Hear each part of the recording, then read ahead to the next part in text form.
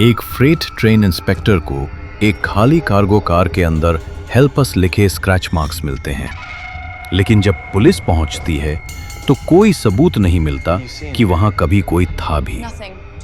एक college student Chicago से train में बोर्ड करती है, लेकिन एक ऐसे स्टेशन पर जागती है जो 1963 में डिमोलिश हो गया था। अगर आपको लगता है कि आप जानते हैं रेलवे टनल के अंधेरे में क्या छुपा है, तो ये दो सच्ची कहानियां हमेशा के लिए आपकी सोच बदल देंगी।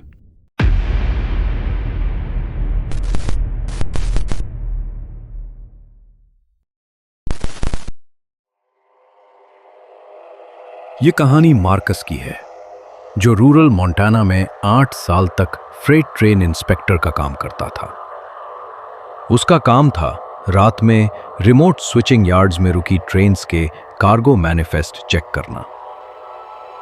फरवरी के महीने की बात है, रात के 11:30 पर, जब मार्कस को एक अनस्केड्यूल्ड फ्रेट ट्रेन के बारे में कॉल आई जो यार्ड 7 में आकर रुकी थी।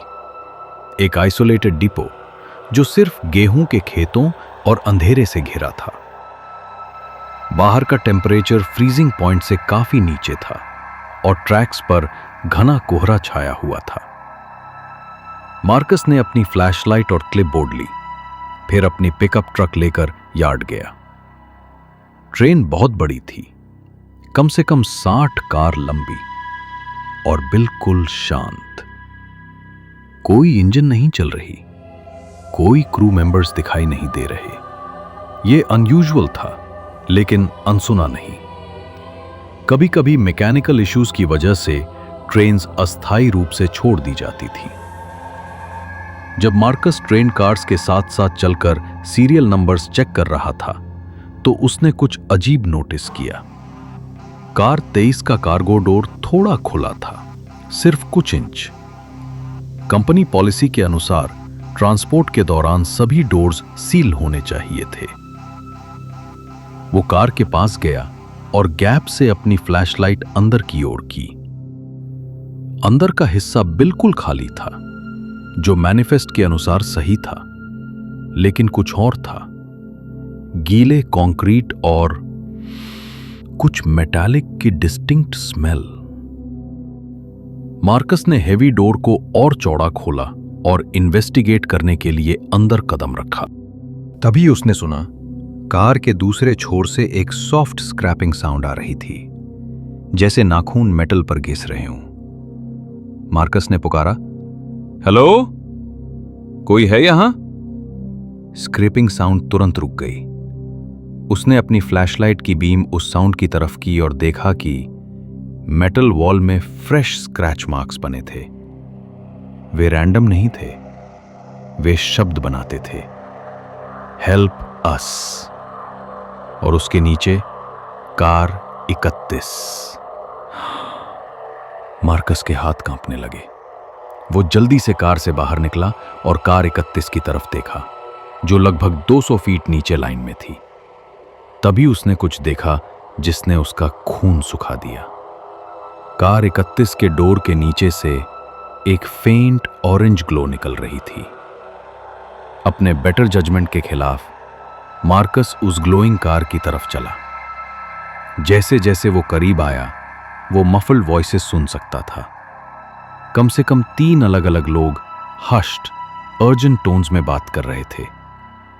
उसने अपना कान मेटल डोर पर रखा और एक महिला की आवाज सुनी जो कह रही थी, वो वापस आ रहा है, सभी चुप रहो। मार्कस ने डोर पर नॉक किया और पुकारा, ये रेल रोड सिक्योरिटी है, क्या आप सब ठीक हैं? आवाजें तुरंत शांत हो गईं। फिर लगभग 10 सेकंड बाद एक आदमी की आवाज ने जवाब दिया, हम ठीक हैं, बस आगे बढ़ते रहिए। उस आदमी के टोन में कुछ गलत था, बहुत शांत, लगभग रिहर्स्ड। मार्कस ने डोर खोलने की कोशिश की, लेकिन ये अंदर से लॉक था। तभी उसने फिर से स्मेल नोटिस की, अब बहुत तेज, सिर्फ मेटालिक नहीं बल्कि प्यूट्रिड, जैसे सड़ा हुआ मांस। मार्कस अपनी ट्रक की तरफ दौड़ा और पुलिस को कॉल किया। जब ऑफिसर्स 20 मिनट बाद पहुंचे तो उन्होंने कार 23 और 31 को बिल्कुल खाली पाया। कोई स्क्रैच मार्क्स नहीं, कोई ऑरेंज ग्लो नहीं, कोई स्मेल नहीं। ऑफिशियल रिपोर्ट में कहा गया कि मार्कस ने थकान की वजह से कोल्ड वेदर हेलुसिनेशंस का अनुभव किया था, लेकिन मार्कस जानता है कि उसका अनुभव रियल था। उसने अगले हफ्ते अपनी जॉब छोड़ दी और एरिजोना चला गया। आज तक वो ट्रेन से ट्रैवल नहीं करता और उसे अभी भी कार 31 की उन आवाजों के नाइटमेयर्स आते हैं।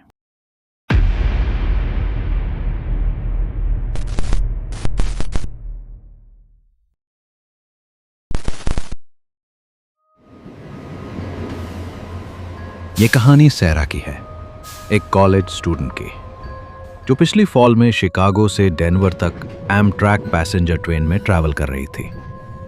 सैरा ने ओवरनाइट जर्नी के लिए स्लीपर कार लिया था और कोलोराडो के सीनिक रूट का इंतजार कर रही थी।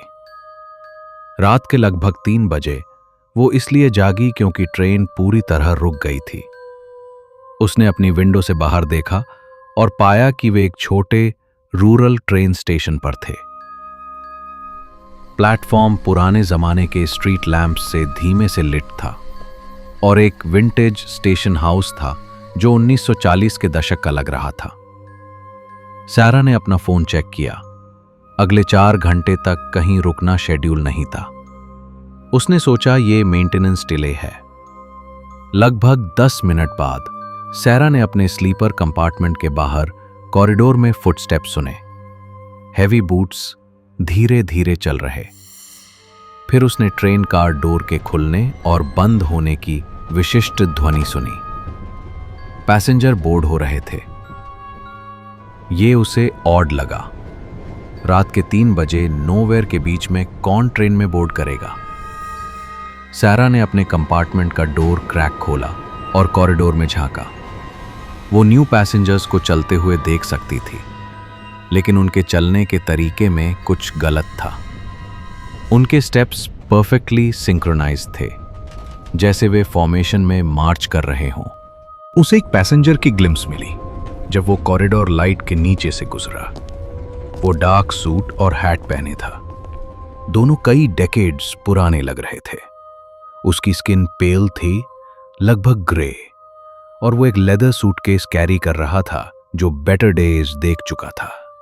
सैरा ने चुपचाप अपना डोर बंद किया और फिर अपना फोन चेक किया। अभी भी कोई सर्विस नहीं, जो इम्पॉसिबल था क्योंकि जब वो सोई थी तब उसके पास फुल बार्स थे। उसने खुद को कन्विंस करने की कोशिश की कि वो ड्रीम कर रही है, लेकिन बाहर की आवाजें बहुत विविड, बहुत रियल थीं। फिर उसने वॉइसेस सुनी। कॉरिडोर में और नियर बाय कंपार्टमेंट्स में क्वाइट कॉन्वर्सेशंस हो रही थी, लेकिन वॉइसेस डिस्टेंट साउंड कर रही थी, जैसे वे ओल्ड रेडियो से आ रही हो। वो फ्रैगमेंट समझ सकती थी। स्केड्यूल बदल गया है। ऑलमोस्ट पहुंच गए। इतना लंबा वेट कर रहे थे। सैरा ने अगला घंटा अपने बेड में लेटकर बिताया, बाहर स्ट्रेंज पैसेंजर्स की मूविंग अराउंड सुनते हुए। इवेंचुअली ट्रेन फिर चलने लगी और वो फाइनली वापस सो गई। जब सारा अगली सुबह जागी तो उसने तुरंत कंडक्टर से लेट नाइट स्टॉप के बारे में पूछा। वो कंफ्यूज लगा और उसे बताया कि वे कहीं नहीं रुके थे सिवाय रात के 3 बजे एक ब्रीफ सिग्नल डिले के। कोई पैसेंजर्स बोर्ड नहीं हुए थे। सैरा ने जोर दिया कि उसने न्यू पैसेंजर्स देखे और सुने थे, लेकिन कंडक्टर ने मैनिफेस्ट चेक किया और कंफर्म किया कि चिकागो में जितने लोग बोर्ड हुए थे वही ट्रेन में अभी भी थे। कोई एडिशंस नहीं। उस दिन बाद में सैरा ने अपने फोन पर कुछ रिसर्च की और कुछ चिलिंग डिस्कवर किया। उसने अपनी विंडो से जो स्टेशन देखा था वो रिवरसाइड स्टेशन की हिस्टोरिकल फोटोज से मैच करता था। एक डिपो जो 1963 में एक ट्रैजिक एक्सीडेंट के बाद डिमोलिश कर दिया गया था, जहां 12 पैसेंजर्स एक प्लेटफॉर्म कोलैप्स में मारे गए थे। एक्सीडेंट एग्जैक्टली 3:17 AM पर 15 अक्टूबर 1963 को हुआ था। सारा ने उस रात जब वो जागी थी तब अपने फोन का टाइम स्टैम्प चेक किया। वो 15 अक्टूबर को 3:17 सुबह थे।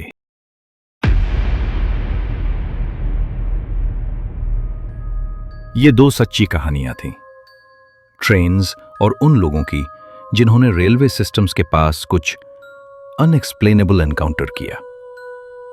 अगर आपकी अपनी स्कैरी ट्रेन स्टोरी है तो इसे नीचे कमेंट्स में शेयर करें।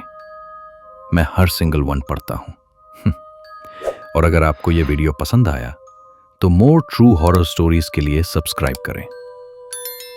अगली बार तक सेफ रहिए।